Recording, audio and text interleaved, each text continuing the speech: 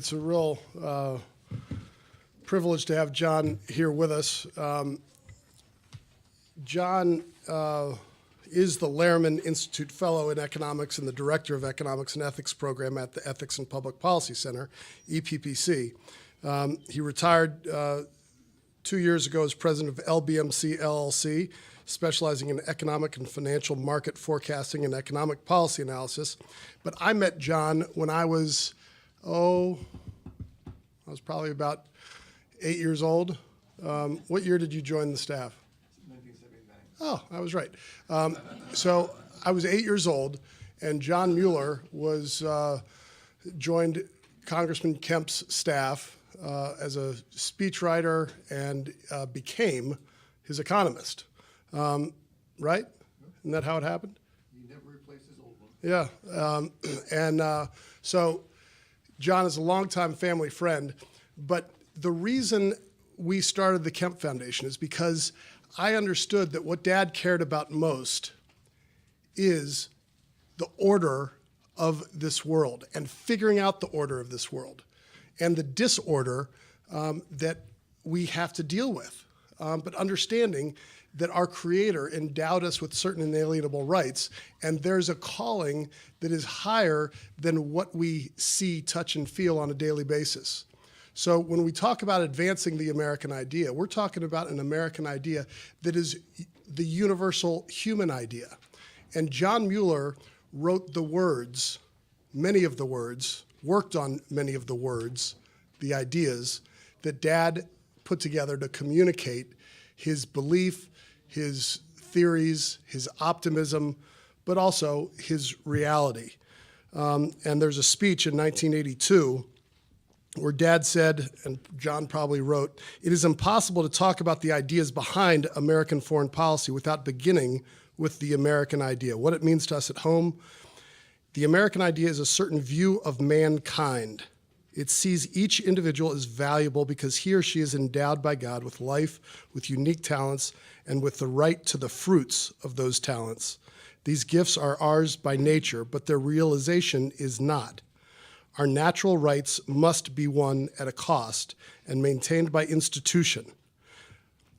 That's the basic idea behind the discussion of how we govern anywhere in the world. And so John, one of his latest contributions to this effort is a book called Redeeming Economics, Recovering the Missing Element.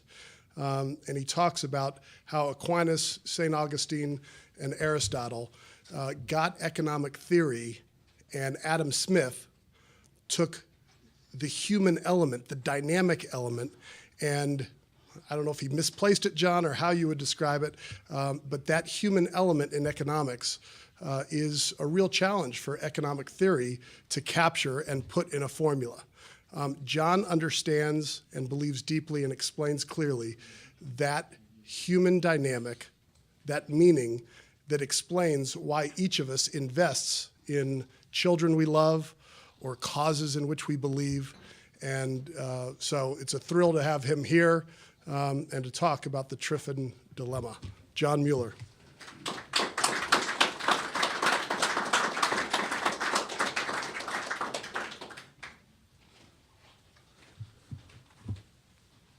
Well, thank you, Jimmy. Thank you, Steve and Sean, for organizing the event. As my identifying first slide shows, I've been blessed to know closely and to be a collaborator with not one but two great men. The first being Jack Kemp, with whom I was associated from 79 through 88 under both Reagan administrations. But the other is the man you just saw, Lou Lehrman.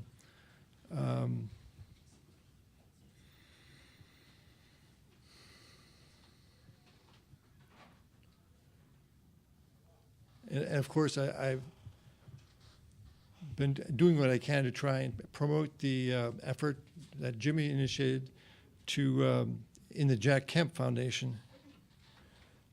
Perhaps I should say a little bit about what my role was with Jack. Every 2 weeks for 10 years, Jack's office in the Rayburn House office building turned into, for an afternoon, a cross between a University of Chicago graduate seminar in economics and a kindergarten production of The Music Man, in which the actors were shouting at each other and saying, "He's a fake and he doesn't know the territory." Supply-siders always have been notoriously argumentative, and it was my role to help Jack to explain the ideas coherently, and it was difficult to do with such agreement among supply-siders as to exactly what those ideas were. Supply-siders couldn't agree on the simplest facts about the history of economics. And I discovered only when I began to write my own book, which Jimmy mentioned, that there's a reason for that. Beginning at the University of Chicago in 1971, the economics department at Chicago abolished what had been the previous requirement that in order to get a PhD, you had to have mastered the history of economics. And all other departments in the country, as far as I can tell, have followed that example. Perhaps the history of economics was moribund, but what George Stigler did at the time was to commit a deliberate act of amnesia among economists as what exactly economics was about. So I said that every two weeks we had these sessions in which it seemed half a University of Chicago economics seminar and half a kindergarten production of The Music Man. And I was the student who, because of his height, was pressed into service as a teacher's aide to try and write her down to the production. And so I had to come up with a view as to who was right about these fundamental issues. And among these issues were exactly the ones that we've been hearing about today. What Lou Lehrman called in his video a few minutes ago, the twin evils of instability of exchange rates and the reserve currency role of the dollar. And I'd like to talk a bit about the second, which called the Triffin dilemma. That was the my copy of the conference proceedings from 34 years ago, A Monetary Agenda for World Growth, which was hosted by Jack and Bob Mundell, and had, as several people have mentioned, an all-star cast, a really all-star cast, including not only Mundell, but also Art Laffer, George Schultz, Robert Triffin, the eponymous author of the Triffin Dilemma, and I'd like to describe exactly what it means. I'll start by talking about a little bit three problems or three facts related to our choice of the monetary standard. As a factual matter, going back through American history, what we find is that under a metallic standard, precious metal standards, always gold or silver, the monetary system prevents the central bank from monetizing government deficits. And as a result, we have had no deficits during those periods of metallic currency. From 1790 to 1971, the federal government ran a surplus averaging about 0.4% of GDP. But during the periods of paper money, from 1790 to 2015, and we would add the continental currency, there's been an average 2.7% of GDP deficit during that period. And to cement the fact that it is the monetary system that is the cause, I put in some summary numbers for state governments since 1979. At the same time that the federal government has been running deficits of about 2.7% of GDP, the state governments have had deficits of only 0.3% of GDP. So this was in the same economy, so under the same economic conditions. It's the fact that the state governments cannot print money that makes the difference between the much, rather than any greater virtue on the part of state legislators, difference between the budget outcomes. So what paper money does, as opposed to metallic money, is to permit the financing of budget deficits. And as a result, there was serious inflation, or actually deflation, only under a paper standard. But since World War I, the dollar has been the reserve currency of the world, really. The pound sterling began as the world reserve currency, but it became the dollar took over that role beginning with Bretton Woods, as we've heard. This is just,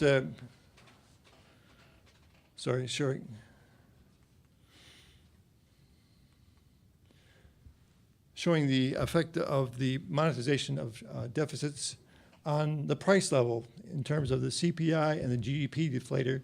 We have we have broken it down among different monetary systems. The peaks in inflation occurred only during periods of paper money. Let me stop parenthetically and explain why my speech is so halting and why I carry a cane or use a cane now. It's the side effects of multiple sclerosis, and I was much sprier 34 years ago. So this is not entirely due to my advancing age. It's this is a chart actually from a Wall Street Journal op-ed from 1991, which showed how after I left Jack's staff, and we started an economic and financial market forecasting firm, and we tried to apply the ideas of the French economist Jacques Rueff to predicting, having given up on trying to persuade policymakers to change the policy, we decided to go into business predicting what the consequences of the policy mistakes would be. And so I devised this notion based on Rueff's ideas called the world dollar base. And it's the sum of what the Federal Reserve does, the currency and domestic bank reserves of the Fed, plus the official dollar reserves held by foreign central banks. And that combined total, as this chart shows, it's lagged 2 years so that the impact of when the world dollar base affects the commodity markets is superimposed on what actually happened about two and a half years earlier. So what fuels inflation is not merely what the Fed does, but what all the central banks do in terms of buying and selling treasury securities or dollar-denominated securities. And this is why the change in the monetary system affects the results of policy. For example, we got into the first big thing we had to forecast was the rise in inflation in the late 1980s, culminating in 1991, which triggered the 1991-92 recession. And that surge in dollar reserves occurred from 1986 through 1988 as a result of the Plaza Accord, getting the dollar down. Because what happened was that central banks, led by Japan at the time, purchased massive amounts of dollar securities in order to try to prevent the rise of their currencies. So this was how we tried to short circuit what had been a purely theoretical argument about how the monetary system works and how economic policy should work. We took it out of the level of having apparently equally logical theories and put to the test of the facts. Now, what that shows is that, what the last chart showed was that the expansion of the world dollar base, the high power dollars in the world, affects commodity prices in the world in dollar terms at the same time.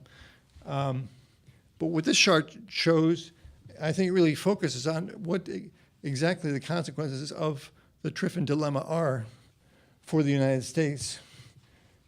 The colored lines at the top refer to the left-hand side, and they are the foreign dollar reserves are the green line, the domestic monetary base is the red line, and the total world dollar base is the top blue line. Now, on the right-hand scale, what we have in the chart, which ran in an op-ed piece in the Wall Street Journal a couple of months ago, it shows the price of manufactured goods in the United States. That's the gold line. The black line is the price of manufactured goods during the same period in Germany. So it shows that, whereas the previous chart showed that the world dollar base affects commodity prices in dollar terms around the world at the same time, what it does in the reserve currency country to the United States is to make prices rise faster or much further in the United States than it does in other countries. And I chose Germany because it has the longest series going back to 1955 to show in a single snapshot what exactly the Triffin dilemma means for the United States. And to summarize what the Triffin dilemma is the inherent incompatibility of domestic economic policy in a reserve currency country like Great Britain in the 1920s, or the United States under Bretton Woods, or the United States since the end of the disintegration of Bretton Woods.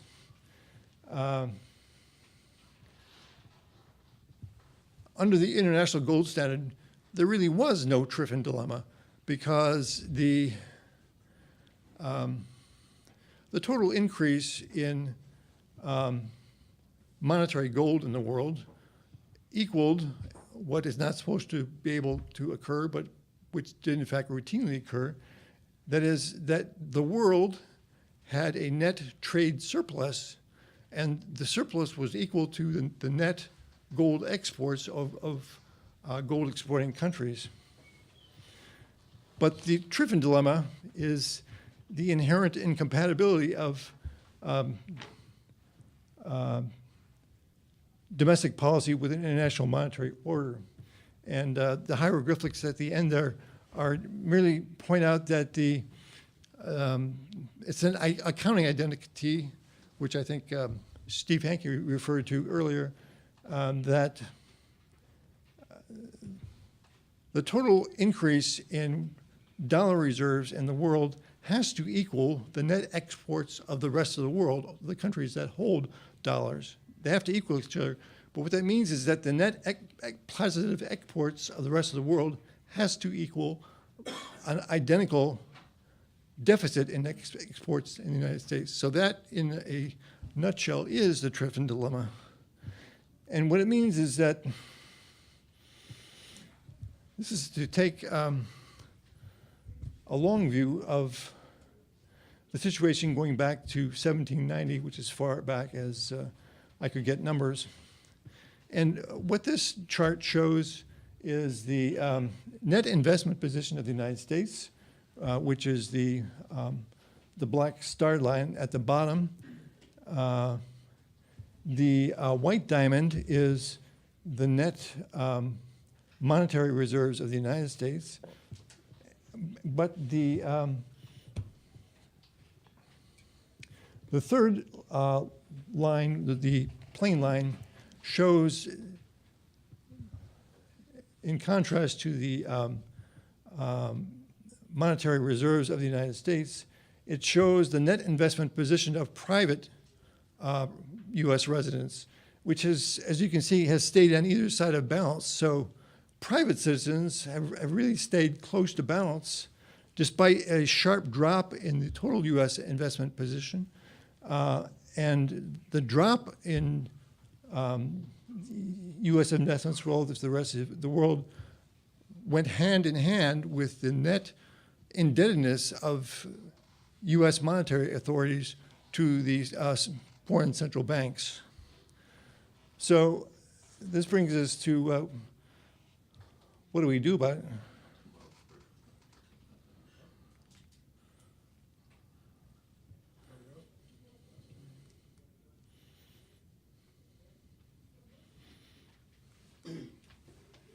And John, while you're getting this straight, I just want to say, I've done a horrible job managing our time, and I don't want you to rush, but I do want you to expedite it because we want to get to Warren and Okay. they kick us out of here when, Rushton? At 4? 12 midnight. No? We can go a little beyond 4, but we're, all right, we just need to keep moving. Okay, final point and a final slide is, what do we do about the Triffin dilemma? And there are really three alternatives, and there always have been. They were presented in 1983. They've always been there. And they're basically, first, just to muddle through until the inevitable collapse of the dollar standard. The second is the one which was proposed initially by John Maynard Keynes in 1943, most recently by the governor of the People's Bank of China in 2009, that we essentially turned the IMF into a world central bank, issuing currency to all the individual central banks of individual countries. And the third one is the one that was proposed by Jacques Rueff in the 1960s, and since by Lou Lehrman, who was his protege, and was also proposed by Jack Kemp in 1984, and he ran on that platform when he ran for president in 1988. So these are logically the three alternatives that always have been and still are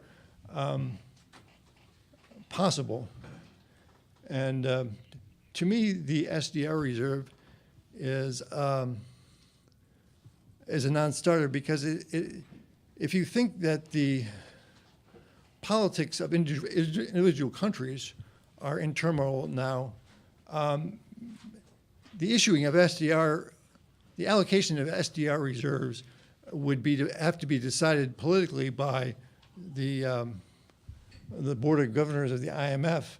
And if you think that it's hard to get agreement in the United States or in France or in Italy or any other place, it will be the problem will be cubed if we tried to do an SDR standard. So in my view,